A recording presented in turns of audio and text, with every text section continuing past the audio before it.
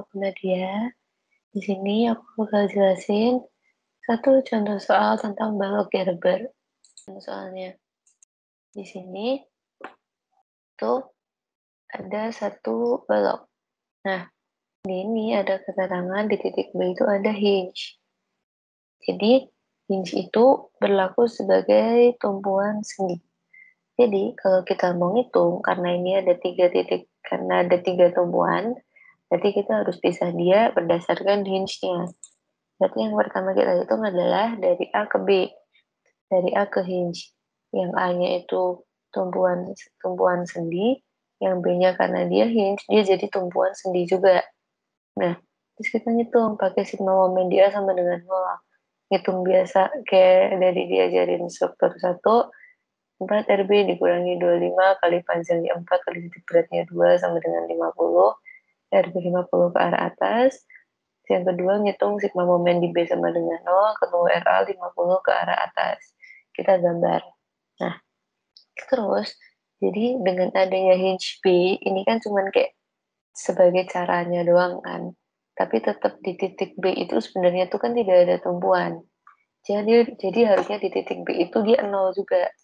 Nah, karena harusnya di titik B itu 0, di saat kita ngitung ruas batang yang satunya, nah, di saat kita ngitung ruas batang satunya, di titik B-nya ini juga dikasih 50 ke bawah. Karena tadi untuk RB 50 ke atas, waktu satunya diganti menjadi 50 ke bawah. Terus ini kita menggambar beban yang ada 25, 250, sama 40. Terus, aku lupa, di sini ada beban 60 sama 80 harusnya. Nah, terus kita ngitung sigma momen di C sama dengan 0. Sigma momen di C sama dengan 0. Berarti yang di bulatan yang kiri ini. Dihitung pakai rumus biasa, terus ketemu RE-nya sama dengan 257,375 kN ke arah atas. Yang kedua, kita ngitung sigma momen di E sama dengan 0, titik E itu berarti bulatan yang kanan, 5 RC ditambah 60 kali 15, 60 kali 15. Yaitu karena 60 yang di beban yang di kanan ini jaraknya 1,5, dikurangi 50 kali 6,5. 50-nya itu dari beban di hinge tadi di B kali jaraknya 6,5. Ini selanjutnya sama kayak bahan-bahan sebelumnya. Terus ketemu RC sama dengan 240,125 kN arahnya ke atas. Kita gambar. Jadi sekarang kita udah punya 3 besaran di reaksi. Di A50, di C 240,125, dan di E 257,375. Terus berikutnya kita gambar SFD. Ini aku salin reaksinya dulu biar gak lupa. Nah, terus dari awal kita gambar SFD itu dari kiri. Di titik A ada 50 ke atas dari RA tadi. Berarti kita tarik garis 50 ke atas. Terus, nah, kita langsung dari A ke C. Dari A ke C itu kan ada beban 25 kN yang panjangnya 5,5 meter, 4 ditambah 1,5. Berarti dia tadi udah naik 50, terus dikurangin 25 kali 5,5. Hasilnya negatif 87,5. Jadi dia 87,5 tapi ada di bawah. Terus ditambah RC 240,125. Berarti dia positif 152,625, jadi di atas. Nah, karena dari C ke D itu tidak ada G yang terjadi, berarti dia lurus saja. Berarti dari C ke D lurus. Lalu di titik D ada beban turunnya 250 kN, jadi dia negatif 93,375. Dari D ke E ada beban besarnya 40 kN per meter panjang dikali jaraknya 2,5. Berarti negatif 93,375 dikurangi 40 kali 2,5. Ketemu 197,375.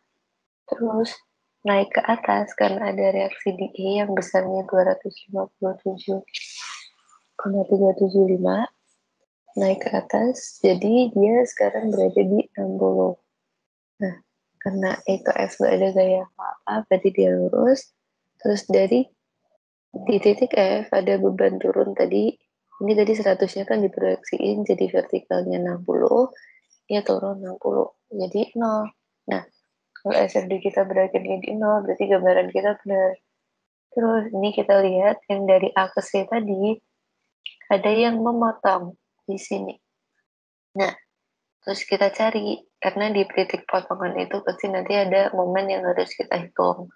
Kita cari caranya, aku pakai cara gampangnya, tingginya segitiga, berarti 50, sama dengan besar beban terbagi ratanya, di sini kan 25, dikali X. X itu jaraknya. Jadi waktu nyari, ya udah tinggal X sama dengan 50 bagi 25, X sama dengan 2. Berarti jaraknya X itu 2 meter dari titik A. Gitu. Nah, terus berikutnya kita cari BMD. BMD di titik A itu 0, karena dia ada di ujung. Lalu kita cari yang di X dulu. Di X itu yang tadi kita hitung. Yang 2 meter dari kiri.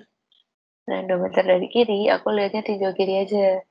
Aku lihatnya 50 kali 2, 50-nya itu dari reaksi di A, dikali jaraknya 2, terus dikurangi 25 kali 2 kali 1. 25 itu beban terbagi rata, karena ini 2, dikali panjangnya 2, dikali titik beratnya 2 bagi 2, 1.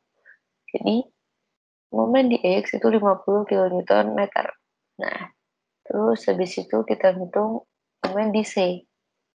Di C, ini aku tetap tinjau kiri juga. 50 dari RA, dikali 5,5 jaraknya, terus dikurangin 25 beban terbagi ratanya, dikali 5,5 jaraknya, terus dikali titik beratnya 5,5 bagi 2, 2,75. Nah, kalau ngitung momen, kalau ngitung BMD itu, kalian mau tinjau kiri atau tinjau kanan itu pasti sama. Jadi kalau misal di titik C, tinjau kiri negatif 103,125. Kalau kalian tinjau kanan, itu jawabannya pasti sama. Kalau jawabannya beda, berarti salah satu hitungan kalian ada yang salah. Nah, terus kita ngitung momen di titik D. Momen di titik D ini aku tinjau kanan, karena lebih gampang. 257,375 itu dari reaksi di E, dikali jaraknya 2,5, terus dikurangi 40 kali 2,5 kali 1,25 itu dari 40 beban terbagi rata, kali 2,5 lebarnya, kali 1,25 itu titik beratnya, terus dikurangi 60 kali 4. 60 itu tadi yang beban miring 100 ini, vertikalnya 60, dikali jaraknya ke D itu 4. Ketemunya 287,4375. Positif. Nah, terus yang di titik E, aku tinjau kanan, karena lebih gampang. Tinjau kanannya itu, tadi yang 100 ini jadi 60 secara vertikal, berarti negatif 60 karena arahnya ke bawah, dikali jaraknya 1,5, yaitu negatif 90 kN meter. Kita masukin aja ke dalam gambar. Di titik A itu 0, di titik F itu 0, terus di titik X yang jaraknya 2 meter tadi ada 50 di sini. Kalau BMD itu kan positifnya di bawah, jangan lupa. Terus di titik C itu negatif 103,125, berarti dia ada di atas. Terus di titik D 287,4, berarti dia di bawah karena positif. Di titik E negatif 90, dia 90 tapi di atas. Terus yang perlu kita ingat, kalau menggaris BMD itu, kalau ada beban terbagi rata, garisnya lengkung. Jadi dari A ke C dia melengkung, dari C ke D dia lurus karena nggak ada beban terbagi rata, dari D ke E dia melengkung, dari E ke F dia lurus. Yang terakhir yaitu NFD. NFD itu gaya yang sejajar arah batang. Jadi di sini kan ada 100 kN yang beban miring. Kalau kita proyeksiin secara vertikal dia 60, secara horizontal dia 60. Berarti di titik E, titik yang paling kanan ini, 100 ini, secara vertikal dia 60, secara horizontal dia 80.